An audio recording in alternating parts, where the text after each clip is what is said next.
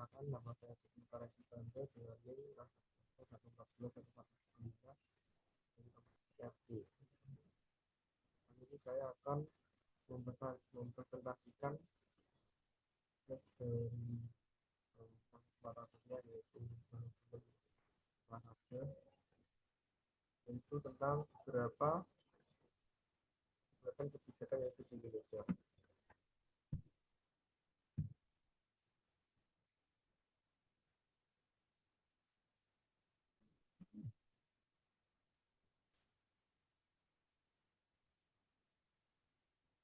Yang pertama tentang latar belakang kebijakan. Untuk membuat kebijakan memiliki latar belakang akademis yang kuat seperti dua sarjana atau pasca sarjana dengan bidang terkait seperti ilmu politik, hukum, ekonomi, atau bidang lain yang relevan dengan bidang kebijakan yang mereka tangani. Pengalaman kerja banyak membuat kebijakan memiliki pengalaman kerja yang luas berbagai sektor, baik di sektor publik maupun swasta. Pengalaman ini dapat mencakup posisi pemerintahan, perusahaan, organisasi, nirlaba, atau lembaga nasional. Dari pengaruh politik, membuat kebijakan seringkali berhubung dengan partai politik atau kelompok kepentingan tertentu yang mendukung mereka. Dan ini dapat mempengaruhi pandangan dan pendekatan kebijakan yang diambil. Dari ideologi dan nilai, latar belakang ideologi dan nilai-nilai pribadi juga dapat berperan dalam membentuk pandangan pembuat kebijakan tentang isu-isu tertentu dan solusi yang diusulkan.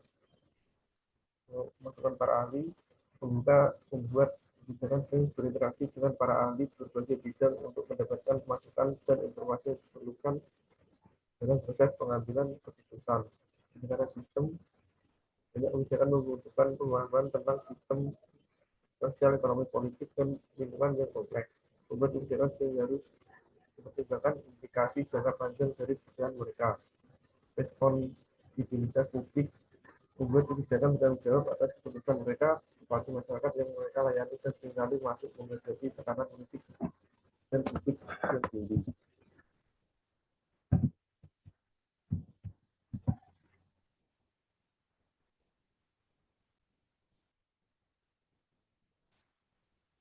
Saya sendiri yaitu isi dari sebuah kebijakan dapat bervariasi tergantung pada jenis kebijakan dan tujuan dari kebijakan tersebut. Namun secara umum kebijakan adalah pernyataan atau panduan yang mengatur kebijakan atau kebijakan yang diambil oleh sebuah pemerintah, organisasi atau kelompok dalam mencapai tujuan-tujuan tertentu. Pasangan kebijakan adalah individu, kelompok, lembaga, atau badan yang bertanggung jawab untuk menerapkan dan menjalankan kebijakan. Mereka dapat berasal dari sektor publik, swasta, dan nirlaba tergantung pada jenis kebijakan yang dicapkan dan diimplementasikan. Itu adalah beberapa contoh pelaksana kebijakan untuk berbagai jenis kebijakan. Yang pertama, kebijakan pemerintah. Jadi, itu pemerintah pusat dan pemerintah daerah. Untuk pemerintah pusat, itu kementerian, departemen, atau lembaga pemerintah yang terkait dengan bidang tertentu. Untuk pemerintah daerah, pemerintah provinsi, kabupaten atau kota yang memiliki jurisdiksi dalam masalah tertentu. Yang kedua, kebijakan bisnis. Manajer perusahaan yaitu mereka yang bertanggung jawab untuk menerapkan kebijakan perusahaan dan memastikan implementasinya sesuai tujuan perusahaan. Sedangkan karyawan dan staf, mereka yang harus mengikuti kebijakan perusahaan dan menerapkan dalam pekerjaan sehari-hari. Yang ketiga, kebijakan pendidikan. Itu ada kepala sekolah, administrator, dan guru pendidikan. Sekolah dari satu tanggung jawab untuk menerapkan kebijakan pendidikan di sekolah dan institusi pendidikan. Kemudian sudah staf pendidikan terus mengikuti pembahasan kebijakan yang berlaku dalam lingkungan pendidikan. Yang keempat, kebijakan lingkungan. Pertama, lembaga lingkungan dan masyarakat bisnis. Untuk lembaga lingkungan yaitu badan pemerintah atau organisasi lembaga yang fokus pada isu lingkungan. Untuk masyarakat dan bisnis, semua pihak harus bekerja sama untuk menerapkan kebijakan lingkungan seperti daur ulang atau pengurangan limbah. Tentang kebijakan sendiri yaitu pasti kelompok atau entitas yang akan terpengaruh oleh implementasi kebijakan tersebut. Setelah dapat menjadi penerima manfaat atau penanggung beban dari kebijakan tergantung pada tujuan dan dampak kebijakan tersebut. Tentang kebijakan dapat mencakup yang pertama masyarakat umum yaitu kebijakan pemerintah atau kebijakan yang berdampak luas bagi masyarakat. Kelompok tertentu itu kelompok sosial, etnis atau kelompok ekonomi yang memiliki kepentingan khusus dalam kebijakan tersebut. Ketiga, sektor bisnis yaitu kebijakan yang berhubungan dengan regulasi bisnis dan industri. Keempat, lingkungan, itu kebijakan yang bertujuan untuk melindungi dan melestarikan lingkungan. Yang terakhir, pendidikan, yaitu kebijakan yang ditujukan untuk meningkatkan sistem pendidikan dan kualitas pembelajaran. Dampak adanya kebijakan, itu adanya kebijakan dapat memiliki berbagai dampak, baik dampak positif maupun negatif tergantung pada kebijakan, tujuannya, dan bagaimana kebijakan tersebut diimplementasikan. Berikut adalah beberapa dampak yang dapat ditimbulkan oleh kebijakan.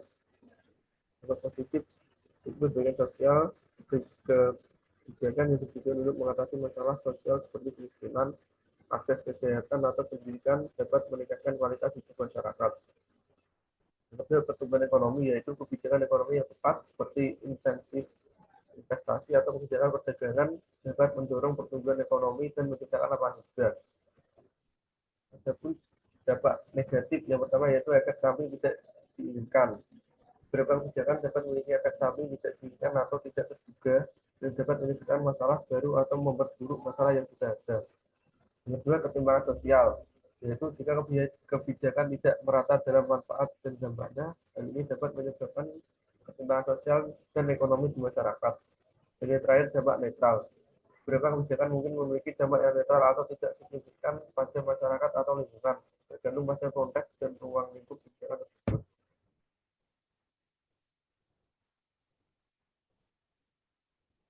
Layakan kebijakan dapat tergantung pada beberapa faktor, termasuk apakah kebijakan tersebut masih relevan dengan kondisi saat ini, apakah tujuan kebijakan tercapai, serta apakah dampak positif yang lebih besar daripada dampak negatif yang ditimbulkan. Untuk menilai apakah kebijakan masih layak digunakan, beberapa pertimbangan penting meliputi yang pertama, relevansi, yaitu pertimbangan apakah masalah atau isu yang diatasi oleh kebijakan masih relevan dengan situasi saat ini. Jika keadaan telah berubah secara signifikan sejak kebijakan tersebut diterapkan, mungkin perlu dipertimbangkan revisi atau perubahan kebijakan. Yang kedua, efektivitas, yaitu tinjau apakah kebijakan berhasil mencapai tujuan yang ditetapkan ketika kebijakan tersebut diadopsi. Jika kebijakan tidak efektif dalam mencapai tujuan yang ditentukan, maka perlu dievaluasi untuk mengetahui apakah ada cara yang lebih baik untuk mencapai hasil yang diinginkan. Yang ketiga, dampak, yaitu analisis dampak dari kebijakan sangat penting. Pertimbangkan apakah dampak positif yang dihasilkan oleh kebijakan lebih besar daripada dampak negatif yang ditimbulkan. Dampak positif harus diimbangi dengan potensi dampak negatif yang dapat terjadi. Yang keempat, keadilan dan kesetaraan. Itu evaluasi apakah kebijakan menciptakan keadilan dan kesetaraan di antara berbagai kelompok masyarakat. Pastikan bahwa kebijakan tidak meningkatkan ketimpangan atau diskriminasi. Yang kelima, efisiensi, yaitu pertimbangkan apakah kebijakan diterapkan dengan cara yang efisien dan efektif. Apakah sumber daya digunakan dengan kebijaksanaan, apakah biaya pelaksanaan kebijakan sebanding dengan manfaat yang dihasilkan. Dan yang terakhir, partisipasi dan keterlibatan. Tinjau apakah kebijakan melibatkan partisipasi dan keterlibatan pemangkau pertimbangan yang relevan seperti masyarakat, organisasi, dan ahli dalam proses perumusan dan implementasinya.